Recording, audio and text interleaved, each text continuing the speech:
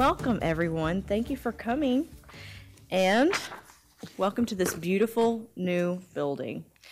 The Board of Trustees of the Harris County Department of Education is now convened in a regular board meeting on Wednesday, May 15th, 2024, in room 502 at 6300 Irvington Boulevard, Houston, Texas, at 1 p.m. 1:01. We wish to extend a warm welcome to everyone present at this meeting of the Board of Trustees. As trustees, we are here to set goals, listen to reports from the superintendent, approve budgets, contracts, personnel appointments, and set policy for the district. It is not the role of the board to make day-to-day operational decisions. The management and day-to-day operations of the department are the responsibility of the superintendent. We have policies and procedures in place to resolve concerns and issues. This is a public meeting of the Board of Trustees, not a meeting of the public. Prior to this meeting, board agenda items will not members received information related to items on today's agenda. Agenda items will not necessarily be handled in the order listed on the notice. The meeting is open to all who wish to attend and hear the matters discussed. During the course of this meeting, the board may determine that a closed session is necessary. In that event, the board will meet in closed session to consider matters duly posted for this meeting as permitted by Section 551.071 to 551.084, inclusive of the Texas Government Code. I respectfully ask that you please refrain from talking while others are speaking and that cell phones are turned off or in silent mode. Thank you for taking time today to join us and for your interest in the Harris County Department of Education. We will start with the invocation by Lynette Gonzalez-Tansul.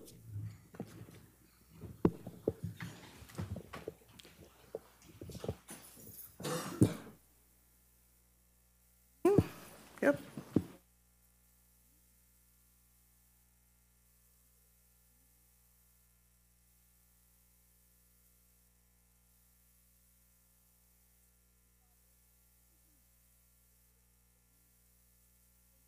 That HCDE is a light and a beacon in this community, Father.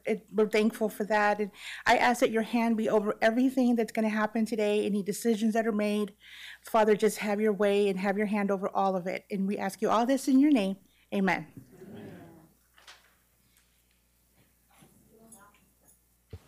And we'll now have the Pledge of Allegiance of the U.S. and Texas flags by Jasmine Booker.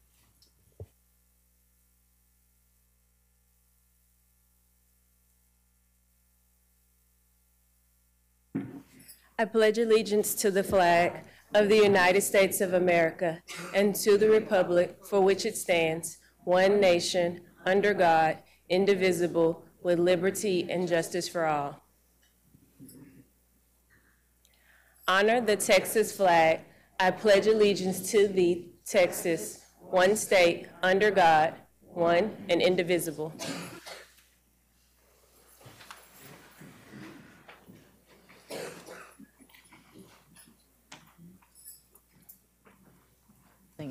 Okay. Thank you very much. Yeah.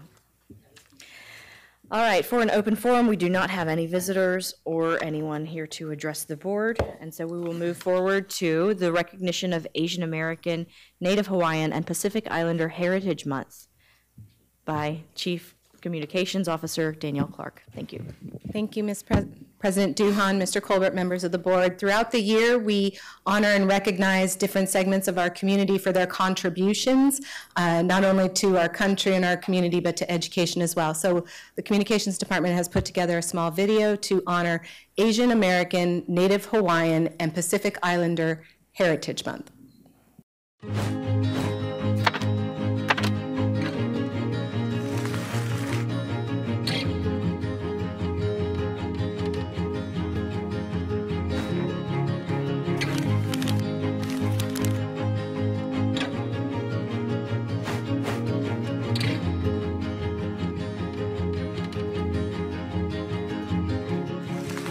As I grew up in India, I was taught to respect people, if you can help anybody that you can help, and I think I still carry that with me. Respect is a big part of me.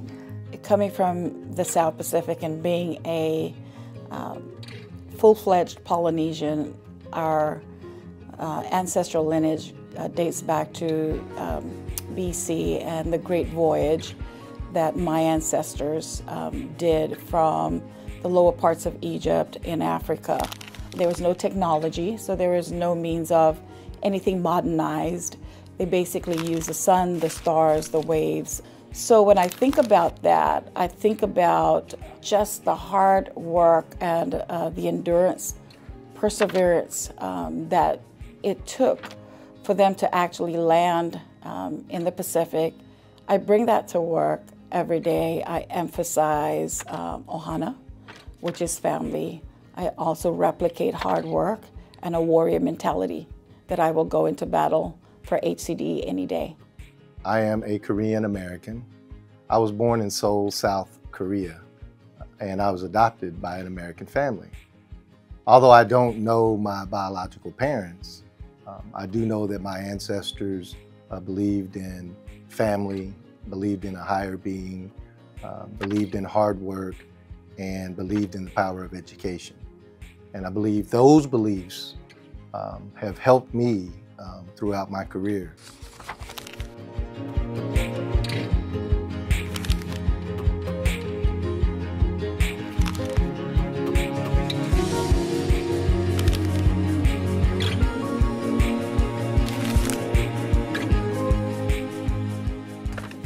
আমি গর্বিত যে আমি একজন বাঙালি। I'm super excited and proud to be a Korean American. Aondoana marama ni Polynesia. Mahalo nui loa ke akua. Aloha. So before this month is over, I want to encourage everybody to go to a Korean barbecue and experience the feast.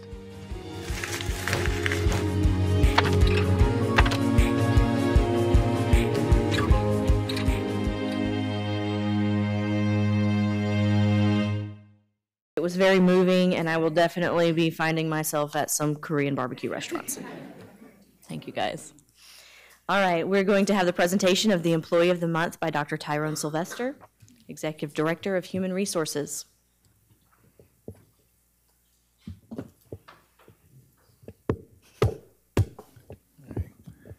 Good morning, President Duhan, Board of Trustees, Mr. Colbert. Good afternoon. Today we honor Ms. Julie Carson, Facilities Operations Coordinator, as our May Employee of the Month. Julie is the Irvington Building Manager and supervises custodial and maintenance services at our main administrative facility. Julie is a caretaker at heart, taking great pride in caring for both inside and outside of HCDE's buildings to ensure our physical presence matches our reputation with staff and the community. Danielle Bartz and Jonathan Parker, who nominated Julie for this honor, says she always makes a special effort to spruce up the exterior of the Irvington building with fresh flowers and plants each season, taking great pains to ensure that debris is picked up after storms. She is an ambassador for HCDE, ensuring that everyone who walks in our doors knows we are proud to be here and proud to serve our community, the nomination reads. As building manager, Julie supervises the setup and cleanup of events and activities in the building. Ms. Bartz and Mr. Parker noted that one call to Julie ensures the room will be set up properly with the coffee bar stocked and ready for participants. This type of proactive approach can best be seen through Julie's support of HCDE's Picnic in the Parking Lot events.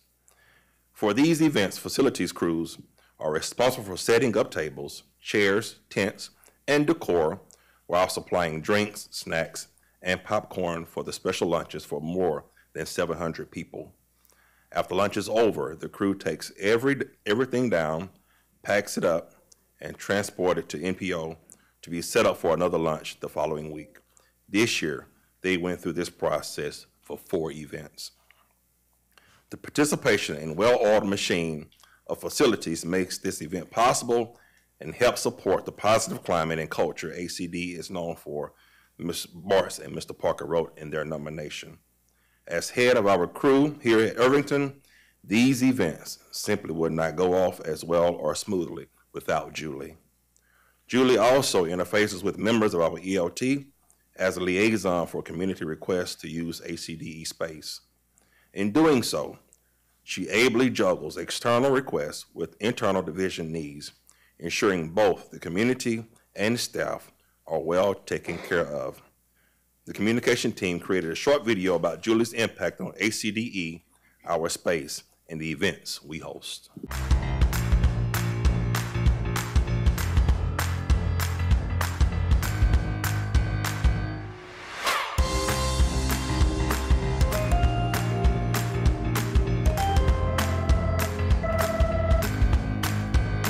This is Julie, a fender bender. What happened? Hold on 1 second.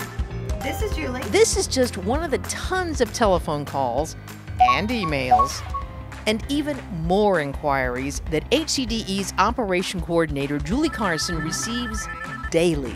I mean, my phone starts ringing some mornings at 6:30. It doesn't stop until 5:30. I tell you that when I go home, I don't want to talk to anybody.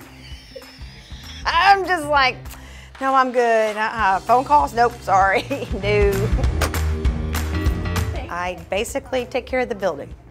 I handle the maintenance and the custodial side. Treat it like it's my second home, because actually it probably is. It really is. I'm here a lot more than I am home.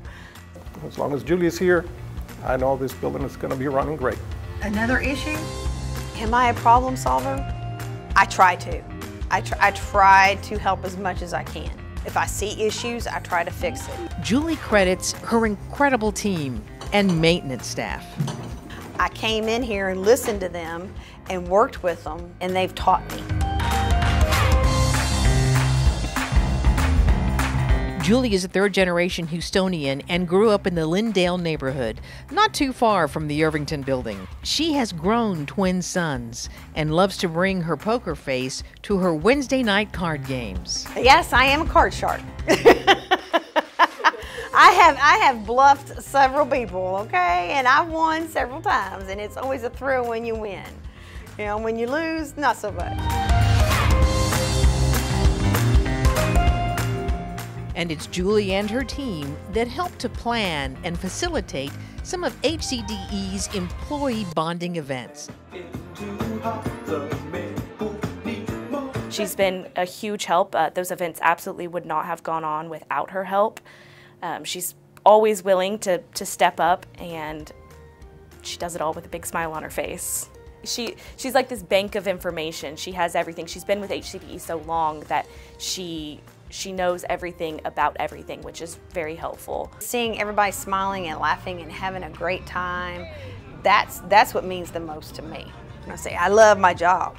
It makes me feel pretty awesome to know that I'm an instrumental part of the puzzle piece of HCDE, of being a part of facilities. I couldn't have asked to be in a better division.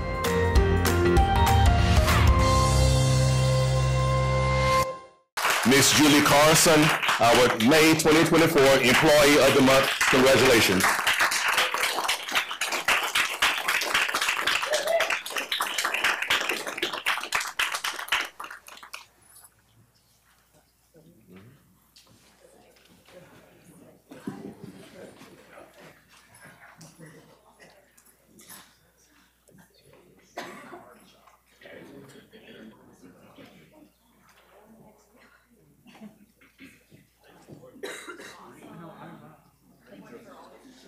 Some on the other side.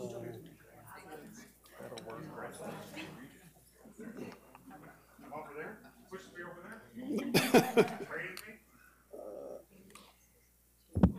Okay. All right, there we go. 1, 2, 3. 1, 2, 3. 1. Okay, we got it.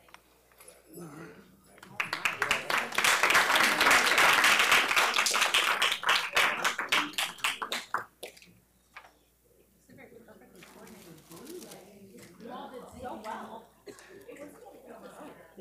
Yes, ma'am. Absolutely. Congratulations to you. Thank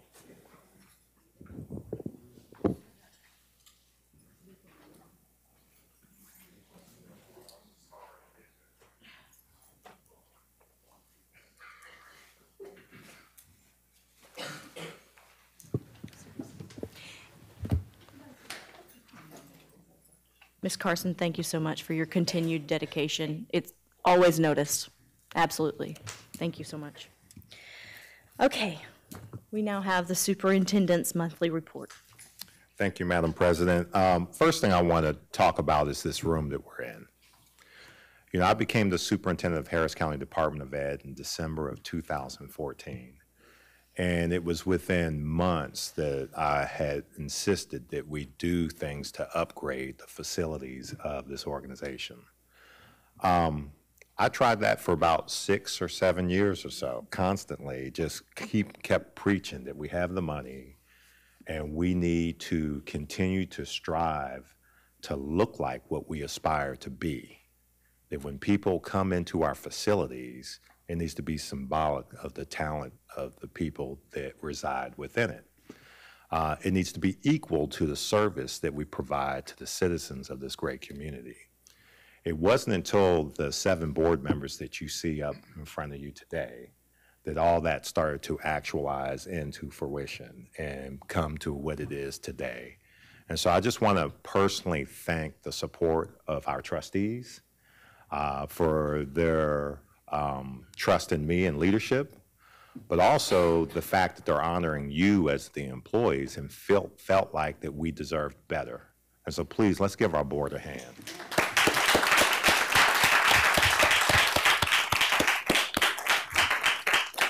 Now, having said that, we've noticed that we have no clock in this room. So that was an oversight. Julie. Julie, we need a clock. I don't know where the clock went from the other room.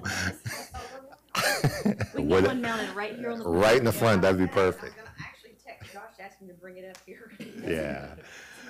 You know, our staff has been patient with us. You know, yesterday I was having a meeting in my office, and as you know, they're starting to work on the 3rd floor. And I've been preaching patience while this happens. This is a transformation of the building. We're all going to be patient and going to stick with it. And I was meeting with a gentleman from another school district, and out of nowhere I hear this. It sounded like someone was drilling up through the floor of my office. And I was like, what is that noise? He jumped out of his seat, and it just da, da, da, da, da, da, da, da, da, da. So I grabbed one of the construction helmets. I said, give me a minute. I grabbed a construction helmet. I opened my door, and I handed it to Carla. And she said, what's this for? I was like, you're going to make this damn noise. Stop. Find the guy under this floor drilling. They need to stop that until like 5 o'clock. I just want to tell the board how patient the staff has been. And they've been very good sports about it. One of the most challenging things that we have to do on the staff end is we've accumulated a lot of materials and papers and files and manipulatives and equipment since 1986. We're finding files that were put there in 1994 and having to purge all that stuff and get rid of that stuff in the Peacock and just get rid of diapers that have been sitting in boxes for 30 years. So that's been the first challenge for the staff.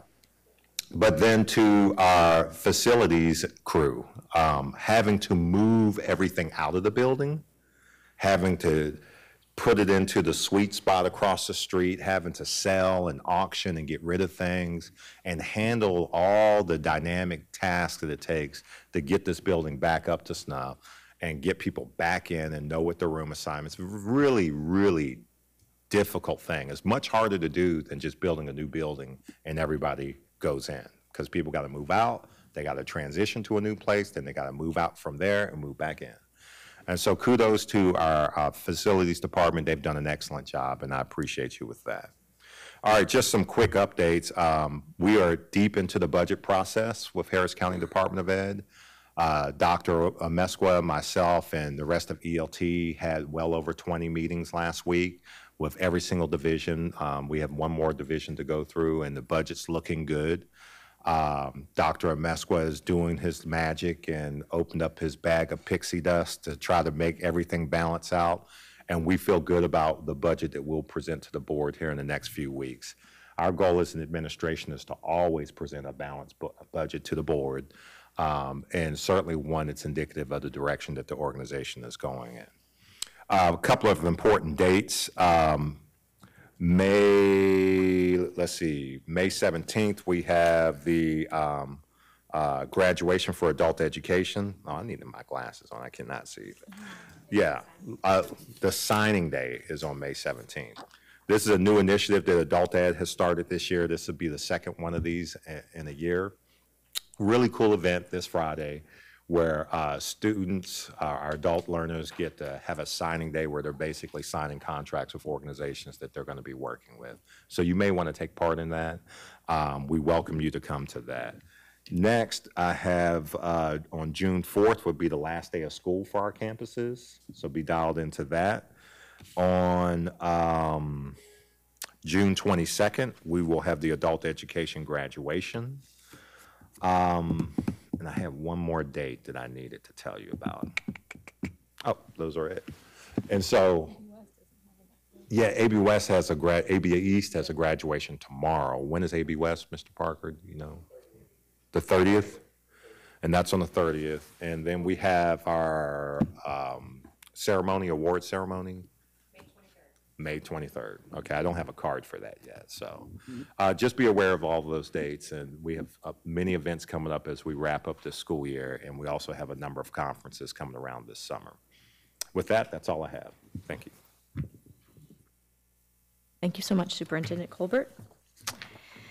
All right, now we will have the annual division update by Communications and Client Engagement.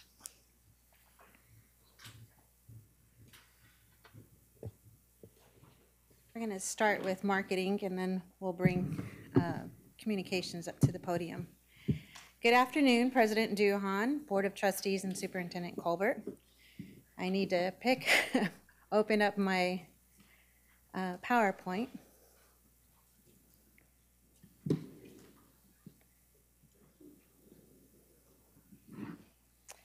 Both Lindsay and I would like to thank you for this opportunity to highlight both the marketing and communications divisions.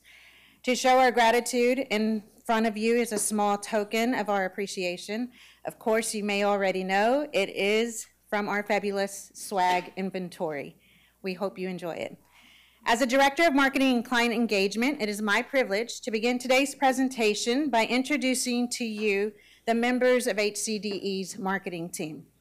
So when I call your name, if you could please stand up so they can see who you are. We have my Assistant Director, Janet Walks, Andre Cuellar, Marketing Coordinator, Lynette Gonzalez-Tonsel, who prayed so beautifully earlier today, Marketing Coordinator, Luis Sanchez, Client Engagement Coordinator. We have a TBD for Translations Coordinator by June 10th. We hope to fill that position. And then Administrative Assistant, Julia Swan.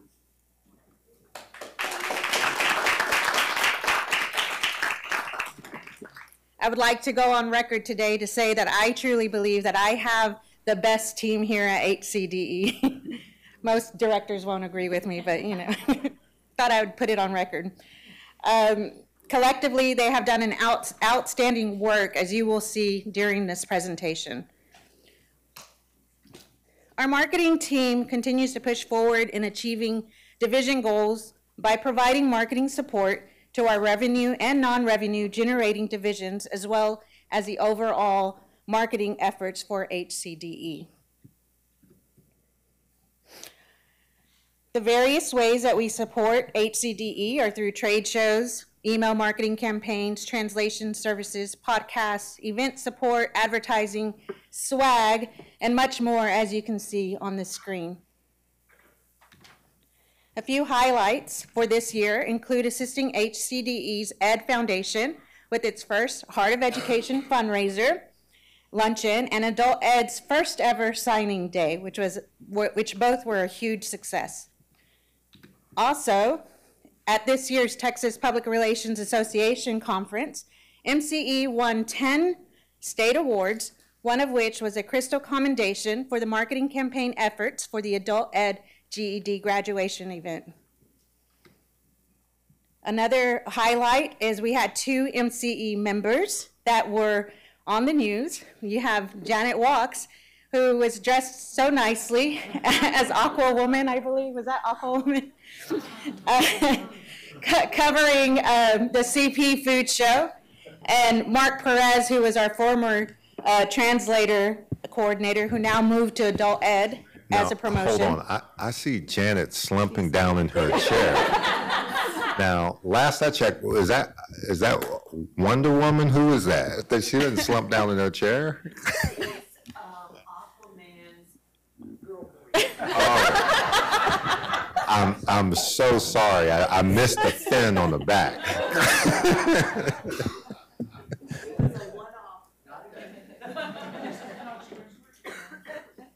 I do have to go back one slide before I finish the translations one, but we did throughout the year engage in 26 presentations. We did CP vendor member workshops, TSPRA online learning, breakout sessions, and training internally, and chamber conference as well.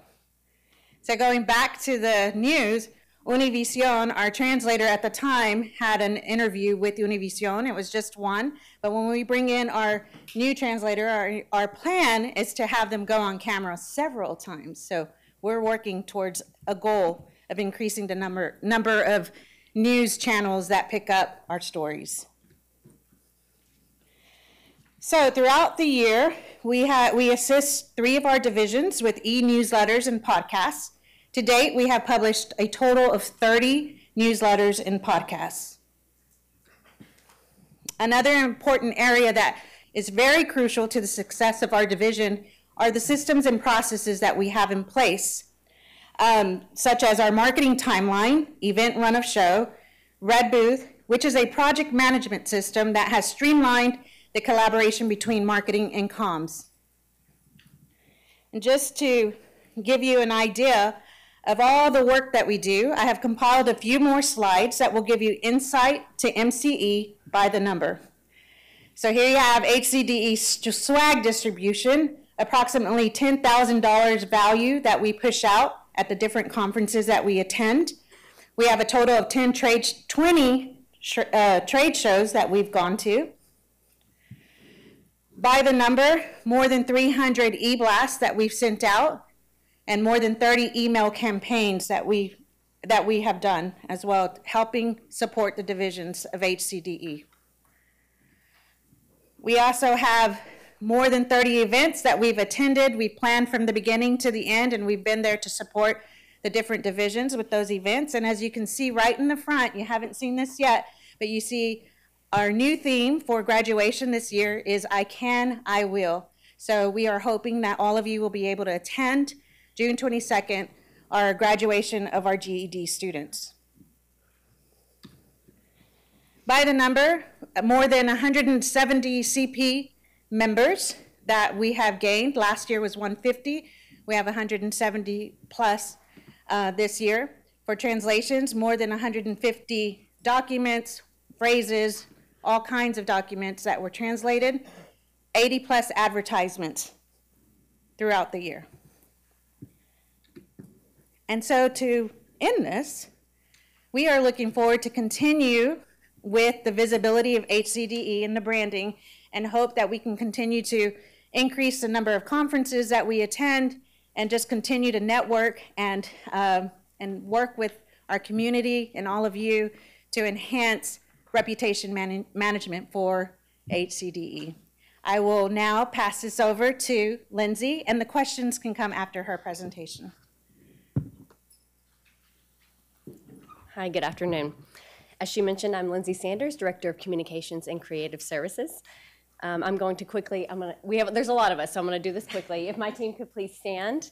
Angel Verdejo is our Communications Manager. He's with the camera around here. Carl Glatzel is our Graphic Design Manager.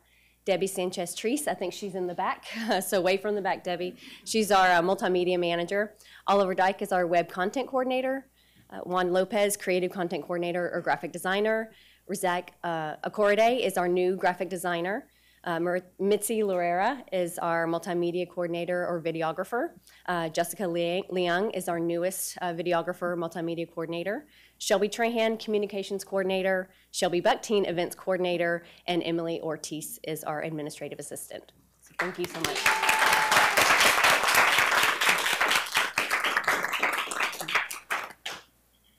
As Stephanie mentioned, the MCE team is the call to action arm of CCE, and communications is all about storytelling. It's very important that we're always increasing visibility of HCDE and its programs to our external stakeholders, and then also supporting our internal divisions for whatever they need. We do that through a number of ways. We handle all internal and external communications, such as website and social media, our visuals, photography, graphic design, and video production, publications and all other printed collateral, as well as internal communications for our staff, media relations, event planning, and reputation management as well.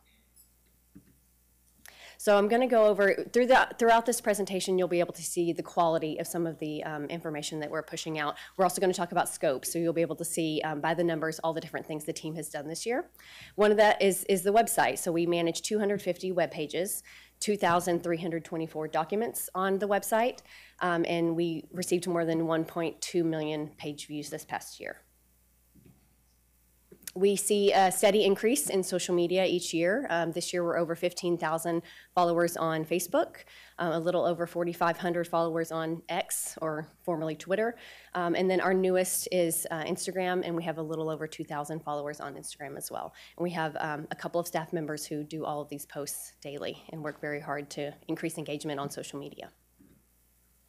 Publications are a huge part of what we do in communications. This is kind of a sample. We had over 7,100 printed pieces this year. That includes 16 individual special reports, 19 save the dates and invites, 82 individual flyers, 12 banners, 44 connector newsletters that go out weekly, as well as 253 signs and table tents for our events.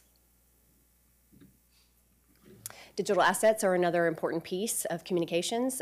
Again, our graphic design team, whenever we have any kind of special event or anything we want to promote on social media, our graphics team works to do those social media graphics. So we had over 169 graphics created this past year. We also send out a hub newsletter to our staff every Monday morning. We have 46 internal newsletters that the team has sent out. And then our writing team wrote 194 stories this past year for our HCDE news blog. I know you're well acquainted with our video and photos. You saw a couple of videos from our video team earlier today that can cover anything from event coverage from EcoBot and adult ed graduation, our Employee of the Month videos, and then we introduced a new video series this past year called Feasting with Fortis, which highlights our culinary arts students at Fortis and kind of gives them their own cooking show. The team published and edited more than 4,500 photos this past year for internal use and externally, so parents from EcoBot can grab their photos of their student and things like that. And then events. We got a new events coordinator this past year, full-time events coordinator. So she has helped us plan and support, with the help of other divisions, 13 different events. A lot of those are our internal staff events like picnic in the parking lot, convocation, our holiday parties and chili cook-off, but also our external events like the recent Scholastic Regional Awards.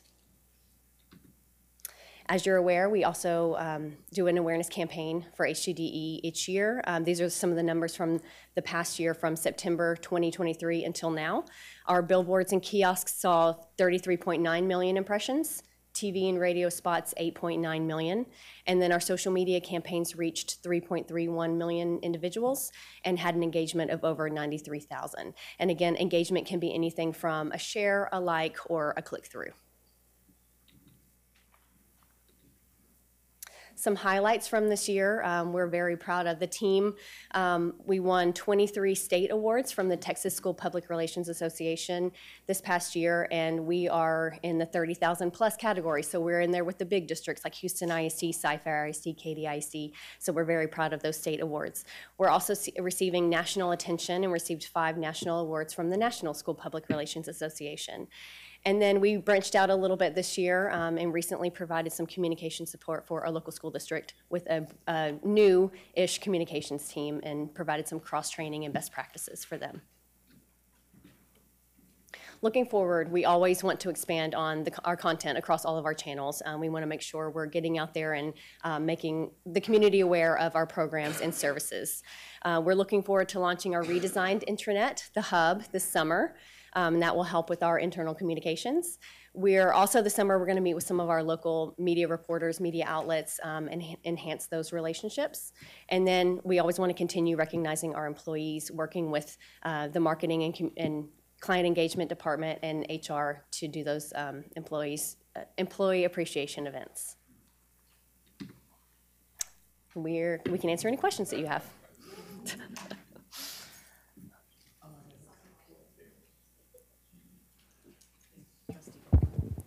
Hello. Red light means go. Okay. Don't throw me off. Yeah, don't. Okay, I got questions. I hope you don't mind. We're going to marketing. I know a little bit about that. Okay. So let's run some of the trends with you have 194 stories. Like one of the trends is integration with AI, which I encourage that. It can expand your reach. You can use multiple platforms, not just ChatGPT. They also use Claude, and you can kind of use them off of each other. Are y'all using? So we're not really using it for writing, to be honest. It's just not really something that we have moved into. I think a team member has used it every now and then to get some inspiration for like a creative caption or things like that, but we're not using it to write our stories fully. We are using it though on some of our photo and video editing, so it can extend a photo if it's not cropped in the right way or something like that. So we're experimenting a little bit with AI, but not necessarily writing our articles. Here's how you can use it, if you would like, and how it's accepted vehicles, even in top-tier colleges to some extent. Some of them have embraced that AI exists. So you can use, of course, ChatGPT and also Claude. You can also utilize the functions of AI in Grammarly. All of those can help generate content.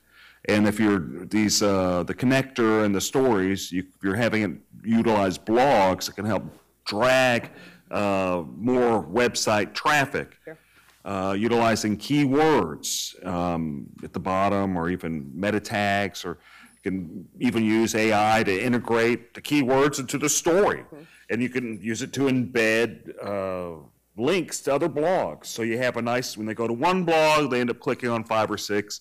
Then whatever the keywords are for that, your organic searches for whatever keywords boost up, and now you have more activity in the website.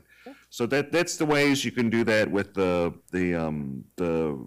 blogs, and you're already writing stories. So I would encourage you to kind of consider that, because it'll expand your reach, and you're already spending the money on it. Right. So it's not going to take much more to do that. In fact, if anything, you'll be able to reach more with the same dollars you're spending. But AI is heavily used in the private sector. I'm assuming it's used in the government. Maybe it's not, but I'm assuming it is. But it's heavily used in the private sector. Mr. Dick, I'll let you know. I'm sorry. I'll let you know that we are heavily involved with our peers throughout Texas with discussions on AI and ChatGPT. So we're kind of getting a lay of the land with all of our peers and seeing what they're doing that's successful and things that we could possibly implement as well. Perfect. This is the chance where this is an area I have a specialty at, and it's a chance that I can kind of give you my insight that they do in the private sector. And maybe it can help y'all in the future kind of expand your reach. That's what I'm using it as, is just kind of a chance to let y'all know the things I'm doing, if that's okay. What you should do is you should use LinkedIn for a few reasons. And I know you do some, but I didn't see the followers you had and that y'all use it much. But LinkedIn's really good. The more followers you get, the more organic people reacting to job posting. Whenever I do a job post, I get a whole bunch of people that applied to it.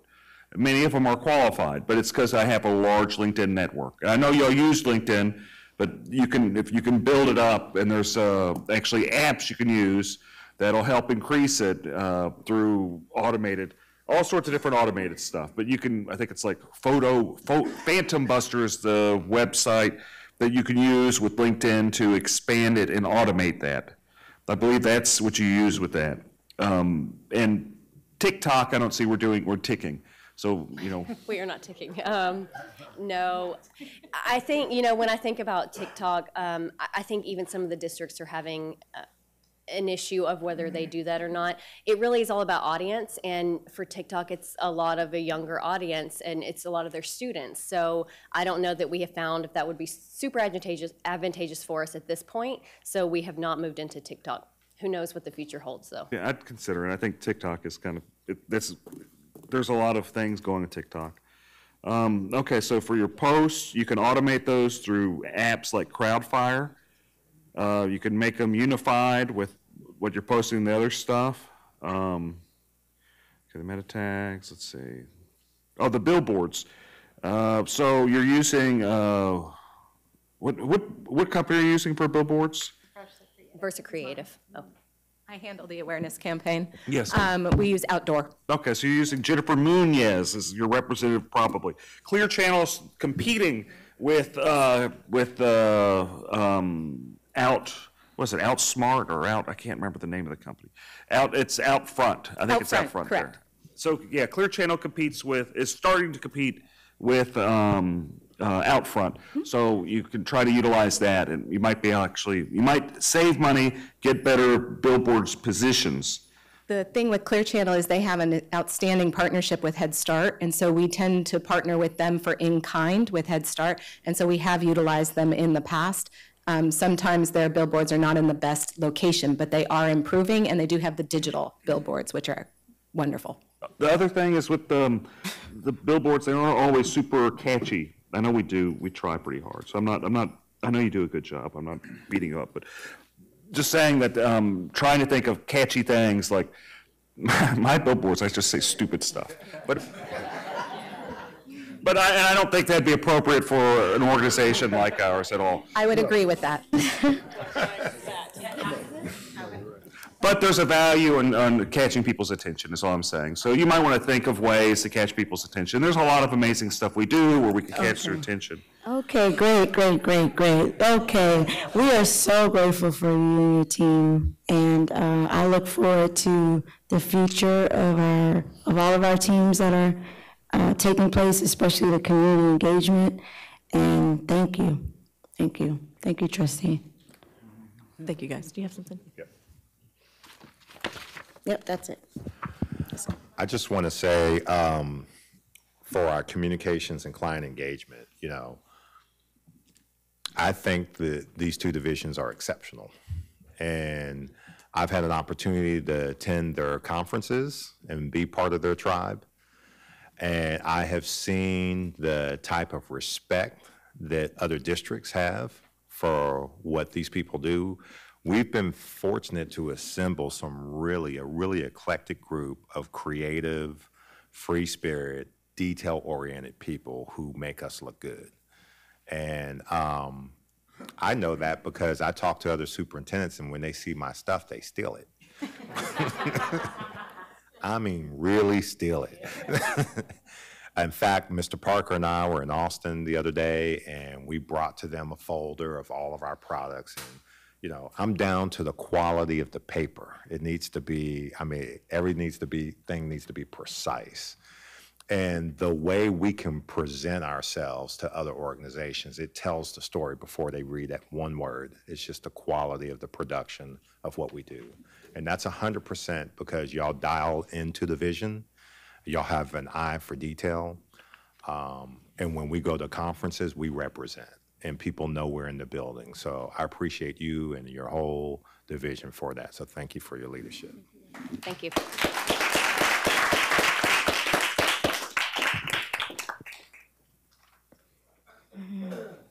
Would you like to mention that? We will move along to the annual division update from the Center for Educator Success. That clock is great, but I can't see it. Can you see the clock? Nope, just gotta lift up. Yeah. We're gonna have to lean it against something because of this ledge. I see the top. I see PM. Look, I'm short, so you're gonna have to put it like way up. Or even behind us for now, because she has to. There you go. How's that, President Duhan? There we go. Good job.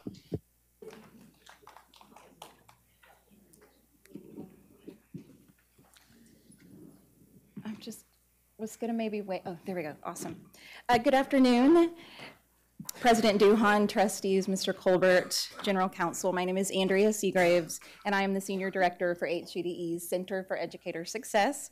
Many thanks to you all for your belief in the work that we are doing, and I am honored to present to you an update this afternoon.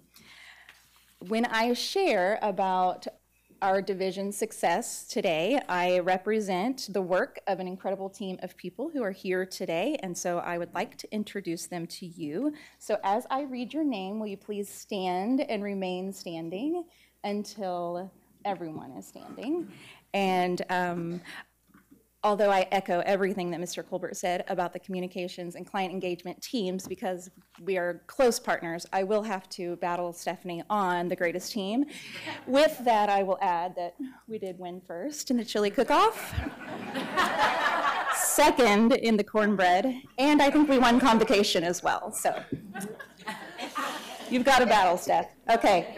All right, here we go. I am going to introduce my team. I'm not going to read their titles, but you can see them up here. So as I read your name, please stand up. Amy Thompson, Cheney Ledette, Deborah Harris, Dee Dee Wheaton, Jasmine Booker, Jeremy Davis, Julie Vu, Kay Myers, Lauren Gray, Leslie Gilmart, Michelle Cavazos, Monica Goffney, Nosheen Chowdhury, Rosa Murillo, Cherie Allen, and Terriana Lamb. This is the Center for Educator Success.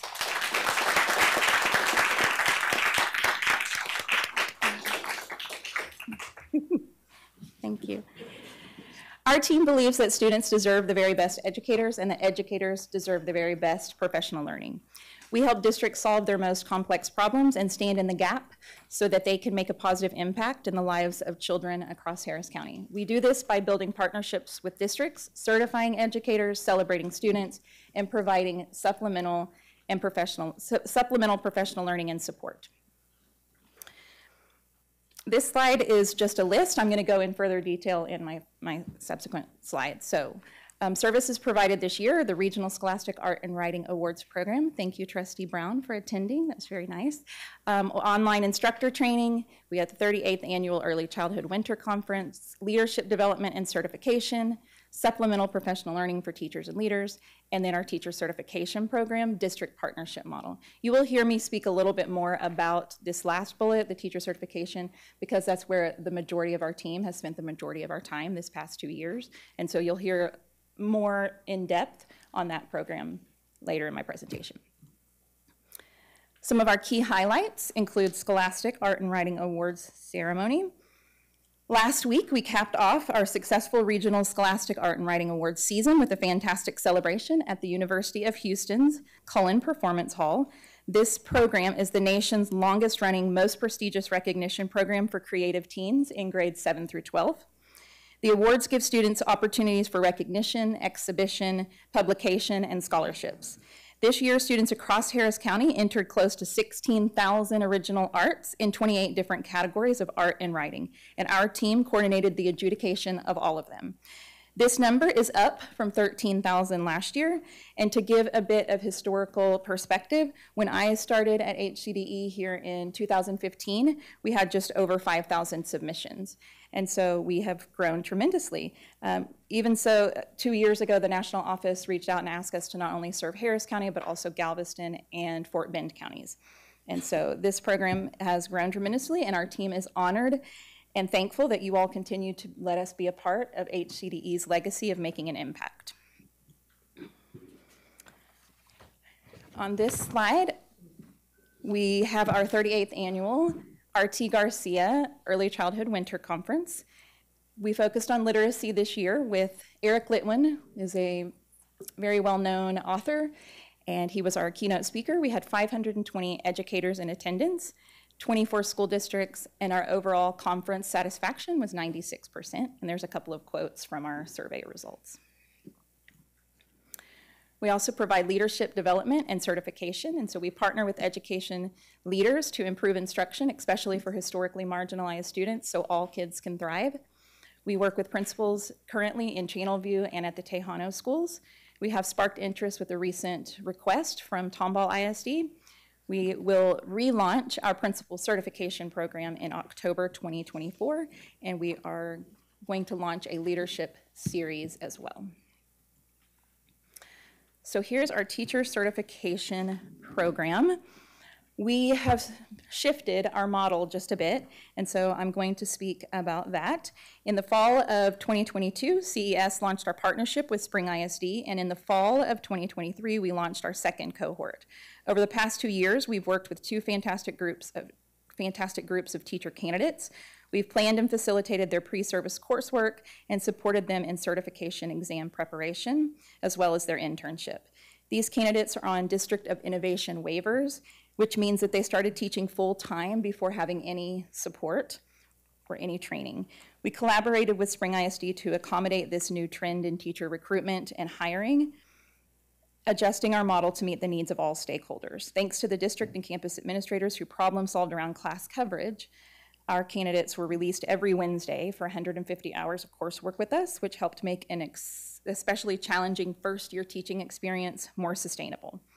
The CES team has done a lot of learning alongside our candidates, if not more as much as our candidates, just about the challenges that come with being certified in the state of Texas. There are some systemic things that hold certain populations of teachers back, and so we are working to dismantle those in the best way that we know how within our sphere of influence.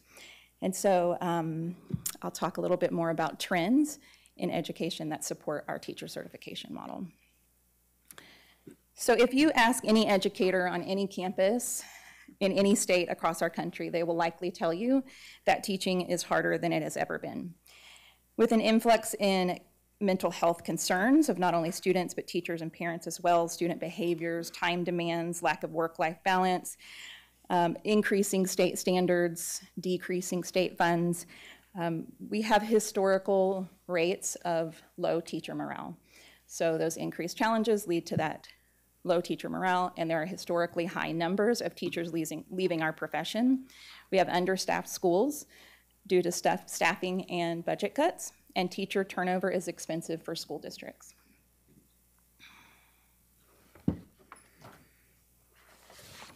According to TEA, the proportion of newly hired teachers without any type of certification or permit rose during the 22-23 school year to a historic high of 28.8%, which is a 10 percentage point increase from the year before, and a 23 percentage point increase from a decade ago. Having an uncertified teacher is equivalent to a student missing up to 3 months of instruction. Uncertified teachers have been linked to lower academic achievement and test scores, specifically in groups of students who have been historically marginalized. Uncertified teachers impact historically marginalized student populations. Uncertified teachers in Texas are 1.4 times more likely to teach Black students than white students, 2.1 times more likely to teach emergent bilingual students than native English-speaking students, and 6 times more likely to teach students in urban or rural communities than in suburban communities. And so how the Center for Educator Success is responding in this space is that we have previously a traditional model would be that we reach out to the general public and we say, calling anybody who wants to come get certified as a teacher, come to us, pay us, and we will certify you and then hope that you get hired by a school district. What we have done now is we are actually in the arena with school districts and we are saying, let's partner together, let's certify the teachers that you have in your classrooms currently. Correct. And with that, the profile of a candidate changes a little bit. And so we believe that our candidates are the brightest and the best, and they don't always look like candidates who come through a traditional program in terms of a university program. And so we're adjusting in the moment to figure out how to help combat or support through the increased barriers that are in place from the state of Texas for our candidates. For example, in some of the most critical area needs for a bilingual teacher. which we need in the Houston area, you have to take 6 tests to be certified. Whereas if you are not a bilingual teacher, you have to have 3. And so you have this critical needs area, and then you have additional testing, and the tests are not easy. So we have spent a considerable amount of time working with our candidates on basic study skills and helping them memorize facts from their 3rd grade math or social studies from 2nd grade. And so we are adjusting our business model to meet those needs, and we're actively pursuing the critical work of breaking down those barriers of injustice. Thank you. With that, I would like to play a video highlighting. If you want solid first-year teachers, pick us, because we are creating really great teachers. We are producing through this model that we know works for children. As Texas sees a significant teacher shortage, alternative certification programs have taken center stage amongst our state's school districts. In our program, we partner with school districts directly, and we are not inviting the general public. HCDE Center for Educator Success launched a teacher certification program that tailors to the specific needs of the district. And we talk through, here's what our scope and sequence would be across the year. How does that fit into what your district is doing? How can we complement the support already being given to new teachers? And then we adjust based on what they need most. This is the model Spring ISD was looking for to help with the shortages they were facing in the classroom. We have had a long-standing partnership with Harris County Department of Education. We had the opportunity to design the program that met our specific needs. I wanted to make sure that we found a partner that aligned with what we like to call our Springway systems and routines. This is the way we do things in spring, and that was our first call. Another call was being made, this time between 2 former Prairie View basketball teammates and friends. A teammate of mine by the name of Mr. Travis Barnes, I was living in Chicago, and he called me and said that, about an opportunity with Spring ISD. So I just kind of called him up and I was like, hey man, it's a teaching position open. I think you should come try it out. They were allowing first-year teachers join the district, didn't have to be certified, but they will allow us to work through getting our certification. When I first got into the program, what I noticed was that they worked one-on-one with each one of their candidates. So that was the best thing for me, and they actually formed a personal relationship with us as well. It's 6, 7, or 8 coaches with, just the mass amount of people that we have supporting us, as well as our fellow cohort classmates who can also provide us feedback. Watching their growth from day one is really powerful for us and rewarding. Then we go watch them in their classrooms, and it's just a proud moment for us because we see them doing what we've taught them, but in a very natural way. In spring, we believe that, we win as a team. All of us together will ensure that we have high quality teachers in our classroom with our students. A partnership between organizations to produce exceptional educators. So we're really a guide in terms of helping them stay the course when it gets really hard, because there are lots of days when they just need somebody to say, you can do this. Like, you were born for this, keep going. I learned that sometimes you may get a little nervous, but with the right group and the right people pushing you, everything will be all right. Somebody raise their hand. I'm grateful for the opportunity, very grateful. You get a free program, and then you also get people that actually care about your growth. So that's one of the main things for me, like they care about your growth, and they also with you every step of the way as well.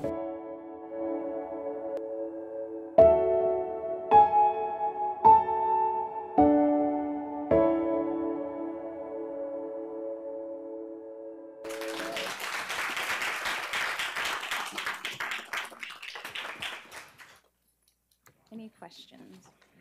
Please, go ahead. Thank you, Madam President. It's interesting because I feel like that video highlights 2 departments. CES and the comms department. That was a great video.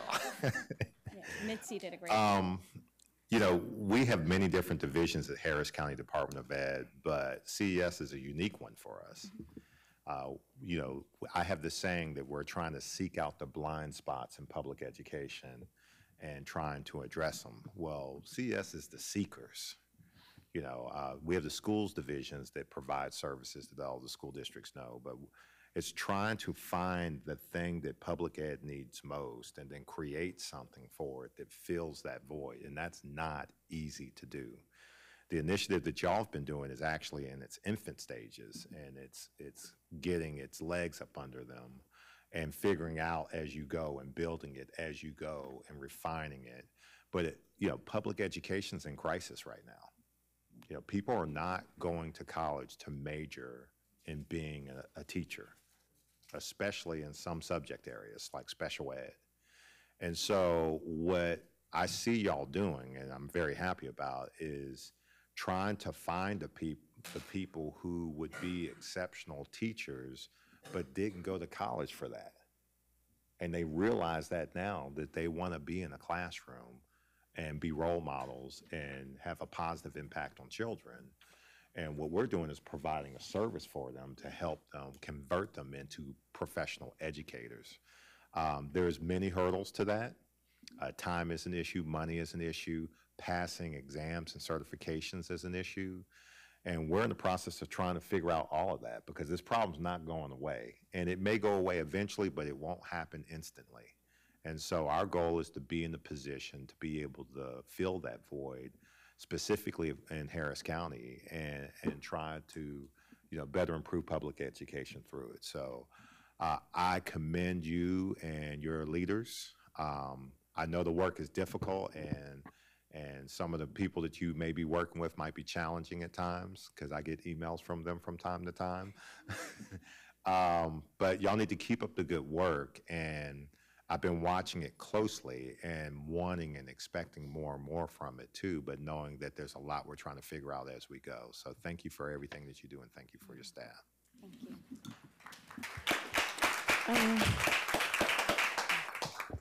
I just have a quick comment, or I wouldn't mind proposing that if those teachers that you say are in the classrooms but they're not certified, we know that they have the educational aspect though to be in the classroom, right? I wouldn't mind proposing scholarships to work, you know, from our department to say, hey, we'll sponsor you to get certified. I wouldn't mind doing that just to give an incentive. The second thing I wanted to ask, a professor of neuroscience in bilingualism said that adults learn the second language quicker. I'm not sure if we have an incentive to our existing educators who have the desire to learn Spanish, that we can offer an alternative program just for Spanish. I think I've said that since I've been elected to this board, that we should offer Spanish as a former Spanish high school teacher myself. So I don't know what your thoughts are about that. Yeah, that's very exciting. I would love to consider that idea, and it was something that we'll talk about. And I think, yeah, thank you. Thank you.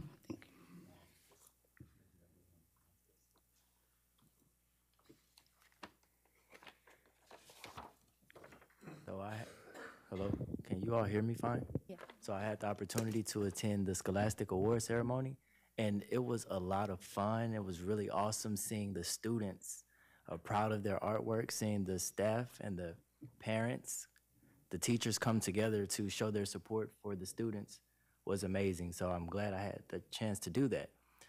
It was at the University of Houston, which I attended my freshman and sophomore year. So if you know about the University of Houston, it's a pretty big campus, all right? So I had nostalgia of walking 10 and 15 minutes in the Houston heat to get to my class, okay? So when I pulled up, I saw the parking lot attendant turning people around.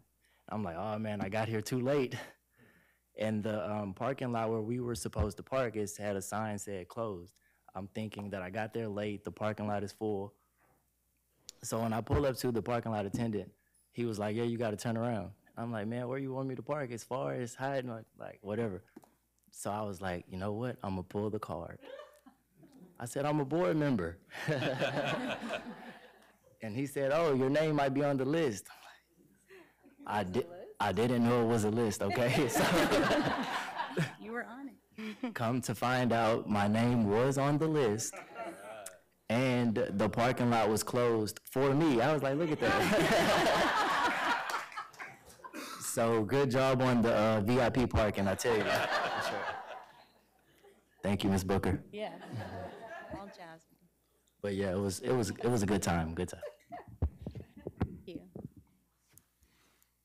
I just want to know how many other school districts and which school districts we are lining up to do a similar program like we've partnered with Spring on. Yeah, so that's a great question. We have a meeting this Friday with Fort Bend, and we are partnering with Raul Isaguirre Schools for Success. And then we have to look at capacity in terms of keeping our model with the same 15. And so we would be at capacity if we took on 2 large districts like Spring and Fort Bend with our current staff. And our model is replicable, and so we have great plans and a vision for expanding it. Thank you for that question. Good question. Very good. Get that eventually. I just want to tell you that that video literally moved me to tears. Talk about seeing a real life example of the difference that you can make in the world. I mean, right in front of your eyes, you are working to change the world and make a difference in these students' lives and these teachers' lives. That it makes everything worthwhile. So thank you. Thank you. Thank you, thank you. Yeah, our team loves our candidates so much. Yeah, thank you.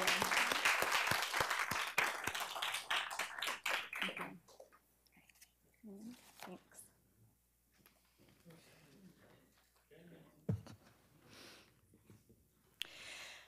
Okay, item F, other reports from board members concerning attendance or participation in a board or HCDE-related conference, event, or activity. Does anyone have anything that they would like to add? Yes, please. Trustee Cantu. I just would like all the board members and everybody in this room to help me congratulate our board president on her graduation from the Master's Public Administration.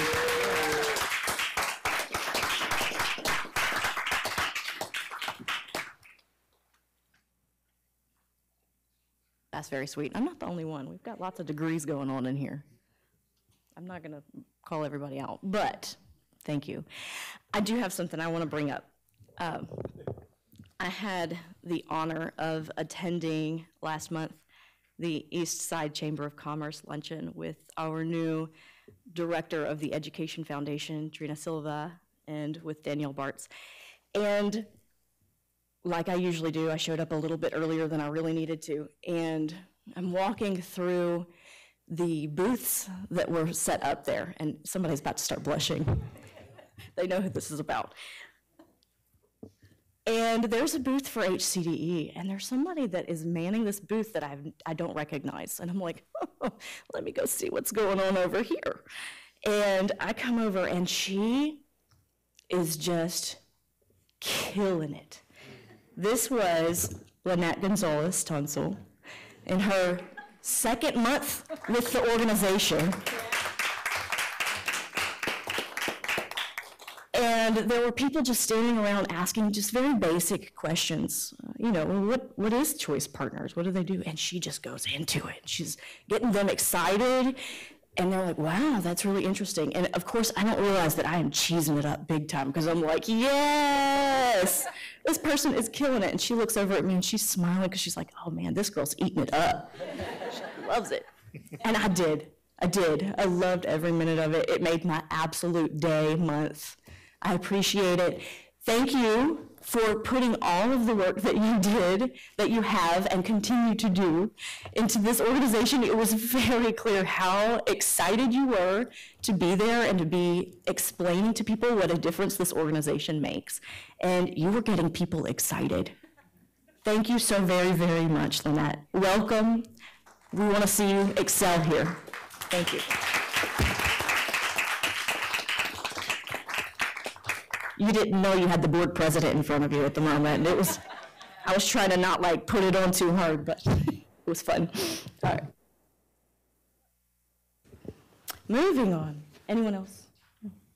We will have report from board committees, Seeing none, we'll have our monthly financial report from Dr. Jesus Amezcua.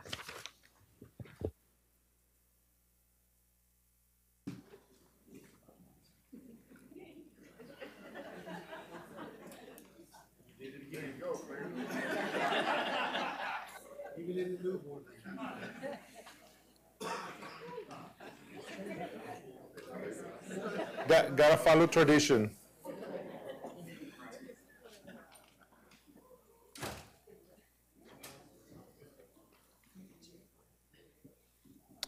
Okay.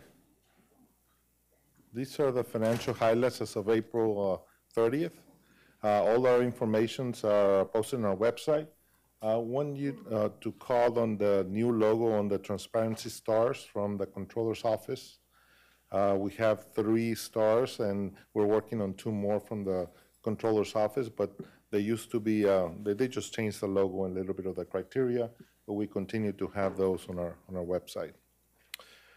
Our balance sheet as of April 30th, total assets of $47,310,198, liabilities of $2,633,488, and equity $44,676,750.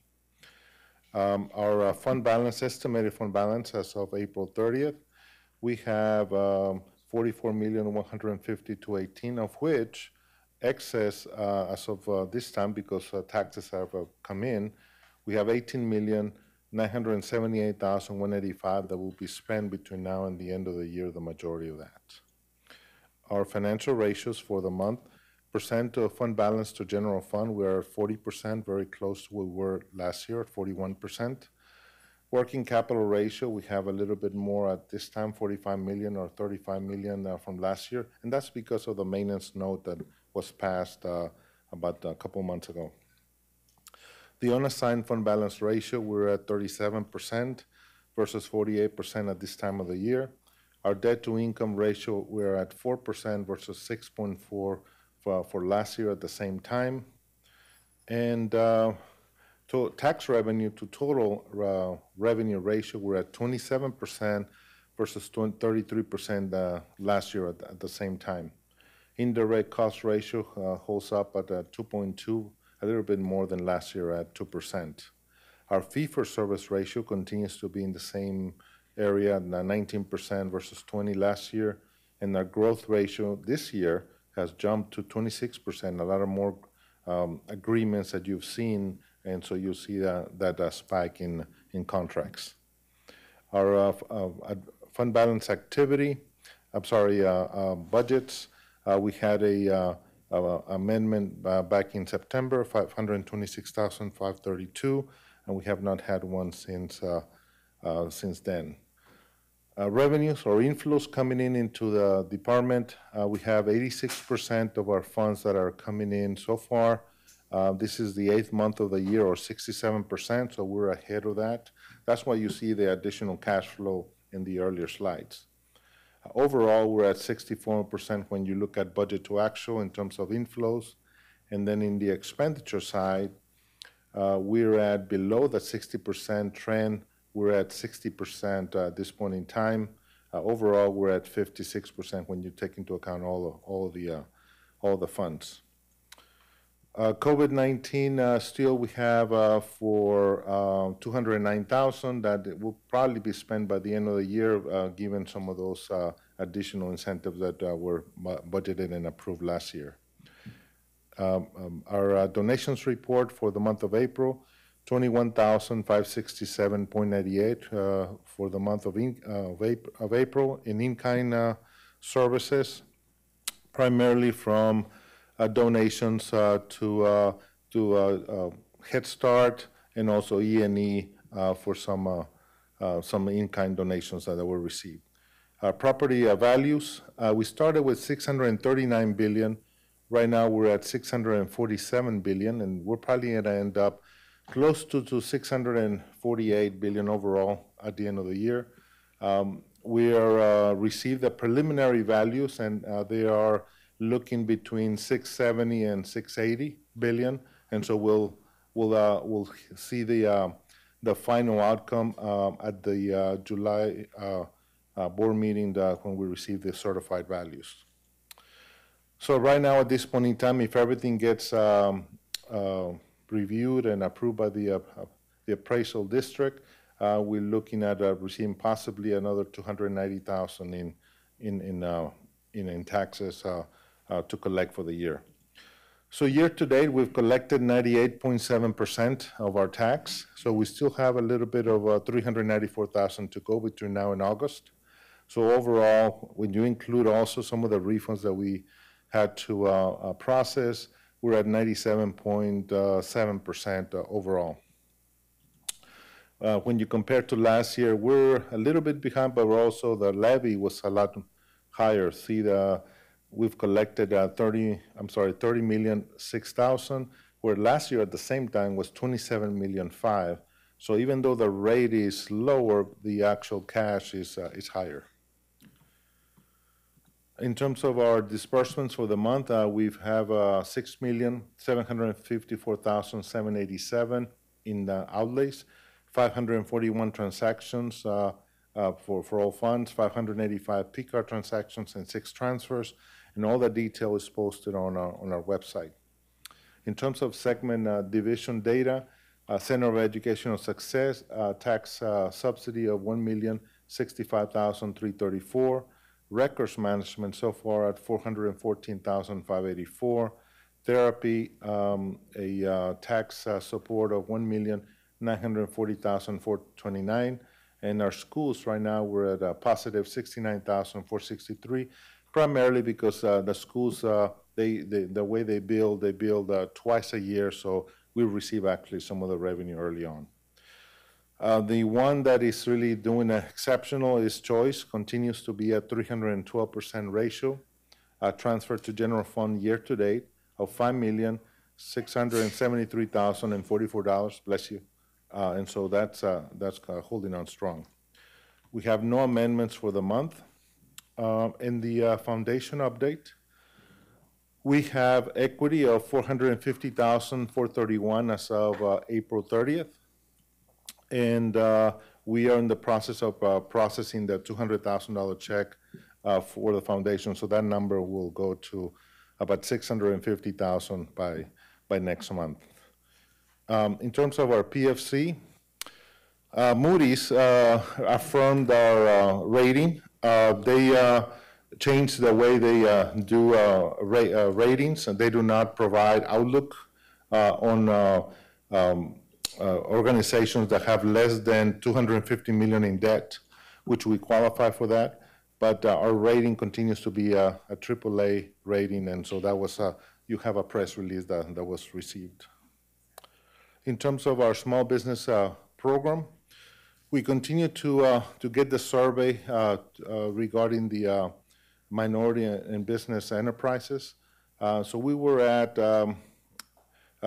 48 vendors, of which 24 were minority business enterprise vendors, and so we received the respondents from 80% of that. And so out of that, we have the breakdown of the vendors by ethnicity. So you see the largest category being African American, Asian 1 or 4%, Hispanic 8%, multiracial 13%. In terms of our cash balance for our PSC projects, we have still $10,834,267 in our CIP. And then plus the 2024 maintenance note that we received in March of $16,418,426 for the Irvington project. So all our projects are 99%, 96% due. So the only thing that we're pending is the retainage to release. That is the report for the month of April. What questions do you have on the first report? Sorry. You can go ahead, trustee. Oh, no, I'm finishing my thought. Go ahead. May we please go to slide 9?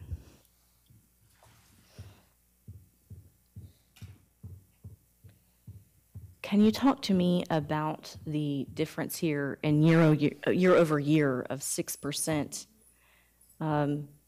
It seems higher than I'm accustomed to seeing. What are your thoughts on this? On which one? On the tax revenue? Oh, as a percentage of total revenue? Is that mainly just because it's such a higher amount of valuation? No, actually, because we have other revenues that are coming in that is not primarily tax. Okay.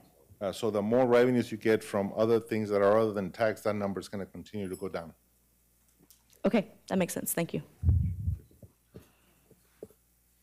Do you have more that you'd like to add, Trustee Davis? Yes, if you don't mind. Thank you for this report. I remember discussing the diversity breakdown, and I'm not sure if it's a systemic thing or not to understand the metrics to ensure that we can balance across the board, but I think this is going to be a problem unless we fix it and make sure there's a balance of the services and those that apply or something. We got to figure it out. Harris County does a great job with putting the Latinx-owned businesses, women-owned businesses, Asian-owned businesses, and Black-owned businesses as well. And of course, they need to probably advance those categories.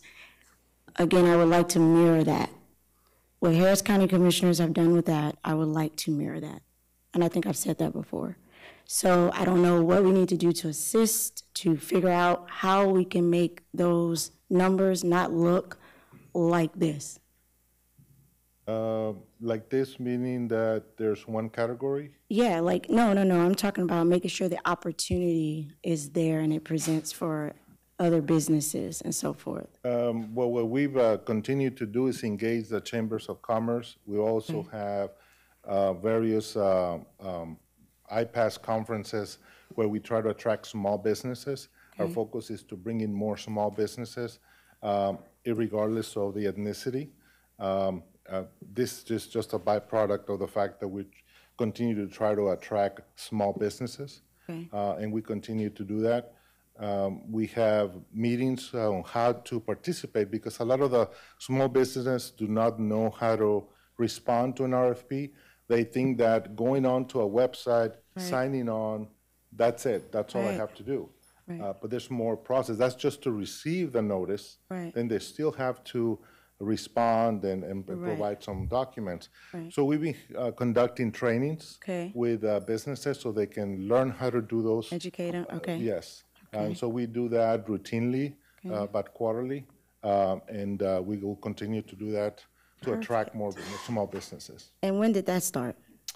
But 4 years ago that we started, and more so this year.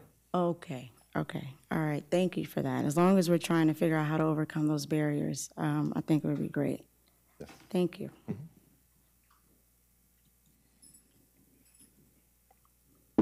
The next report is our investment report.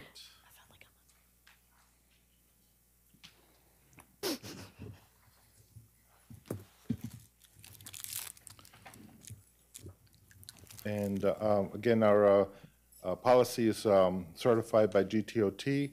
Our portfolio as of April the 30th, we're at $73,593,845. Public Facilities Corporation, we still just have $327,866. And our portfolio is primarily in 39% in the Lone Star, 5% at Chase, Texas Glass, 11%, Texas Star 29, and Texpool 16%. In the PFC, the majority is Texpool. This is basically just finishing up some of the retainage that we have pending with our contractors. When we compare for the portfolio from 1 year to the next, we're at 17% higher than last year, about 10.8, which is about the maintenance note that we received from the 2024 issuance that we had 2 months ago. Our funds are continuing to earn the highest interest rate, which is the overnight rate. And at some point, we're going to need to extend because the Fed will lower rates. We don't think that's going to happen in the next quarter, so we'll continue to have the money there, but eventually we're going to have to extend a little bit more to capture some of that yield. So we've received in earnings of $1,739,779, and then the PFC 16,591. We're earning 5.38%, and these are the rates that you see as they continue to stay at 5.26 to 5.33 in that scenario. So we're earning the highest number at this point in time. What questions do you have?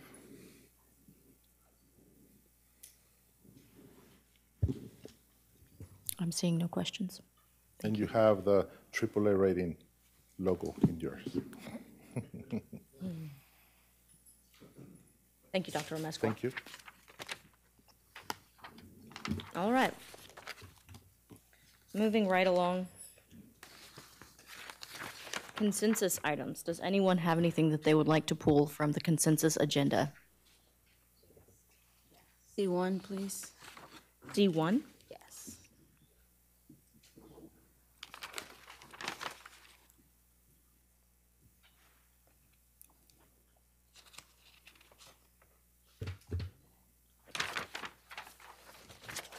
E4.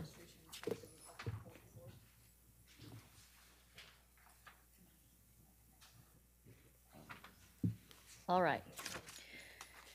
For the consensus agenda, we are pulling items C1 and E4. Do I have a motion for the consensus agenda? Seconded. Motion made by trustee.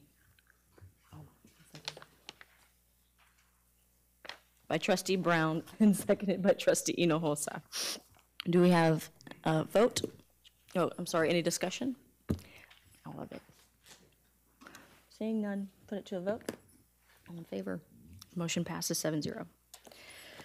Hi. Sorry, y'all, I'm not feeling well today. Yeah. All right. Now we'll go to item C1, approval to submit an application for grant 06HP000311 to the U.S. Department of Health and Human Services, the Office of Head Start. Do I have a motion? Motion made by trustee Davis, seconded by trustee Brown. Do we have some discussion? Yes, I would like an explanation and the partnerships, please. Yes.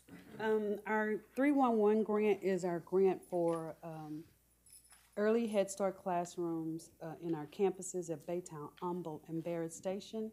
And then we have 5 partners, but we'll have 4 partners for the new school year who are early childhood centers who we work with to bring their infant toddler program up to early Head Start standards.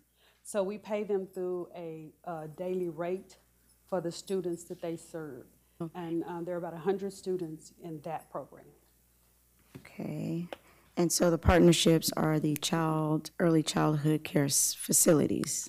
They are, yes, they're small business owners. Okay. They individually, they own their own business, and Okay. we go in, we do a contract. Got it. And we partner with them. Okay, thank you. Are there any further questions? No. We'd like to put it to a vote. All in favor? Passes 7-0. All right. Okay, we are moving E4 to after executive session. All right, moving forward to the non-consensus agenda. Item 7.1, approval of change order number 1 for the service agreement with Indico Sales, Inc., our Choice Partners RFP 23022 MF08 for furniture, fixtures, and equipment for the administrative building renovation project. Do I have a motion? So moved. Seconded. Motion made by trustee Hinojosa, seconded by trustee Brown. Do we have any discussion? Seeing none, we'll put it to a vote. All in favor? Motion passes 7-0. All right, 7.2, ratification of the Memorandum of Understanding contract for fiscal year 2024 with Schools Division and Prairie View A&M University for the period of 11/14/23 to 9/1/28 to facilitate a learning-centered partnership for teachers, leading equity across diverse environments and revolutionary synergy. Do I have a motion? So moved. Motion made by trustee Hinojosa, seconded by trustee Brown. Do we have any discussion? Yes, please. Red beans on. Red beans go. Sorry, just one quick question, Madam President. Will we have to come back and ratify this each year? Because this is for FY 2024. And the period extends all the way to 2028. So is this the one time that we'll do it? Sorry, this is the one time the board will approve it. Okay. Because through CH Local, the board has delegated authority to administration to renew contracts. Perfect, thanks. And we could always take that back if we had a history of doing it. Yes. Thank you. Any further questions? Seeing none, we'll put it to a vote. All in favor? Motion passes 7-0. All right. And consider second reading and final approval of the following revised local policies. I don't have to read all of these, do I? All right, do I have a motion? So moved. Motion made by trustee Hinojosa, seconded by trustee Brown. Do we have any discussion? Seeing none, to a vote. All in favor? Motion passes 7-0. All right. Item 7.4, consider moving date of July 2024 regular board meeting. Do I have a motion? So moved. Seconded. Yeah. Okay, please. Just some explanation. Actually, this summer, there was a conference in Seattle at the INSPRA conference where Ms. Clark and I will be doing a presentation together.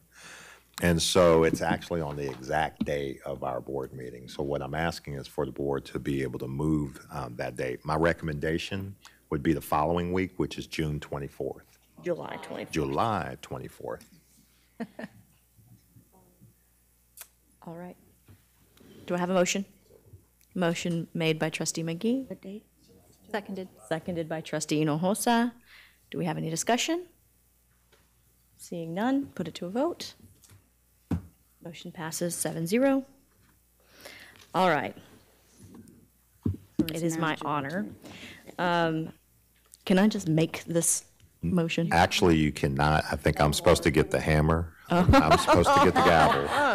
And so I'm not going to allow you to deprive me of my opportunity. Really only if there's not a sitting president, I'm just saying. Oh, that's funny. Right. Please. Yeah, I want the plate also. Present. I want the hammer and I want the plate. Oh. So I guess I take the board through this, don't I? So you read this and I will make the motion, yeah? Yeah, but I'd like to say something before that. Is that possible, Sarah? Have discussion, right? Yes. Okay, well, I'll wait for that discussion. Okay. So please. So once a year, we actually open it up for reseating of the board. And so I actually get control over the gavel. You see this? It's actually quite light. I was surprised at how light it is for how much sound it makes. And so I can hold on to this until we actually get a new board president or the same board president. Having said that, I'm just testing it real quick. Do we have a motion? No. I won't get to do that. Let me get my glasses. Please read this, sir. Let me refer to the text. No. I got it. See, mine's highlighted. All right. Consider election of president and one or more vice presidents of the HCDE Board of Trustees. I would like to make a motion that we nominate trustee Amy Hinojosa as board president, trustee David Brown as first vice president, and trustee Erica Davis as second vice president. I have a second by Mr. Cantu. Hold on, let me, real quick, I have a motion by Ms. Duhan, a second by Mr. Cantu. Is there any discussion? Do we have any discussion?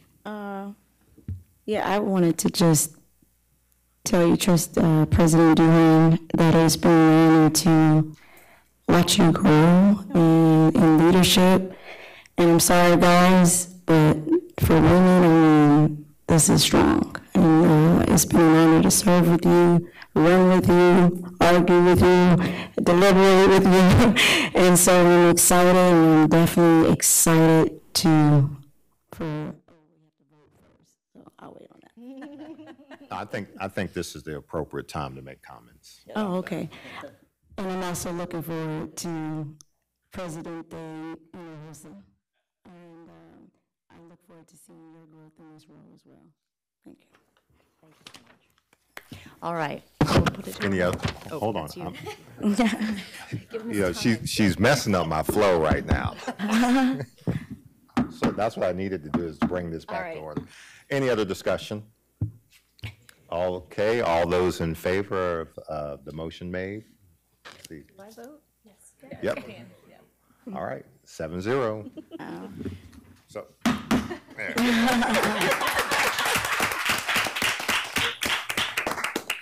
Wait. Do I turn it over to Amy now? Yes, by all means. Can I say something now? I Yep. probably should have in the first place, but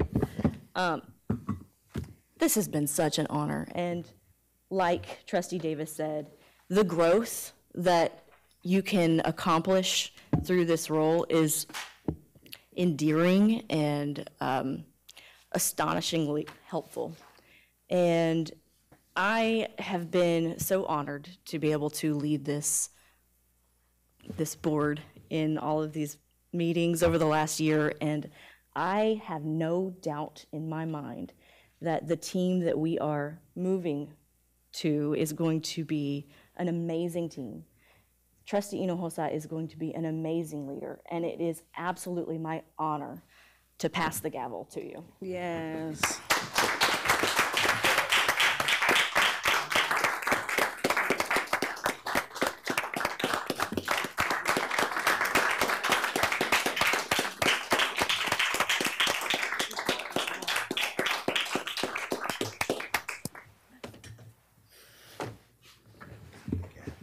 Wow. Thank you, Trustee Duhan and Trustee Davis, for those kind words. I just want to say what I'm thinking about right now is maybe a little over 5 years ago, Trustee Duhan and I, and at the time she was not Trustee Duhan, I think we were sitting at a Mexican restaurant planning her election. I wasn't even thinking about running at the time. And it's just really amazing what can happen in just a little over 5 years. It's a great honor, thank you, and I look forward to this year. Yeah.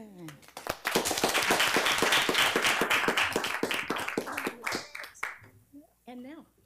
Taking us into executive session. So just read this. Yep. All right. Under the Texas Government Code, pursuant to any and all purposes permitted by sections 551001 through 551084, including but not limited to 551.071 and 551.074, we will now move to executive session. And it is 2:39 in the afternoon, p.m. Oh.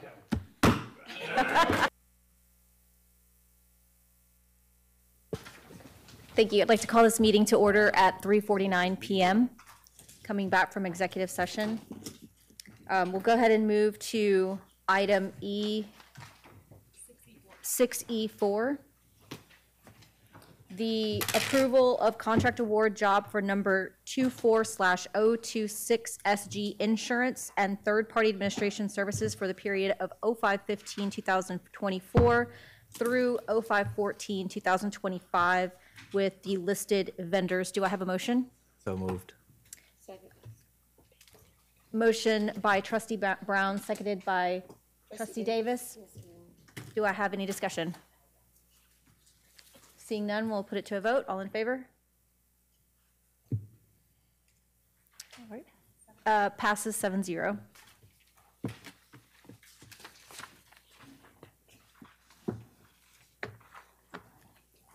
Which one? Keep going.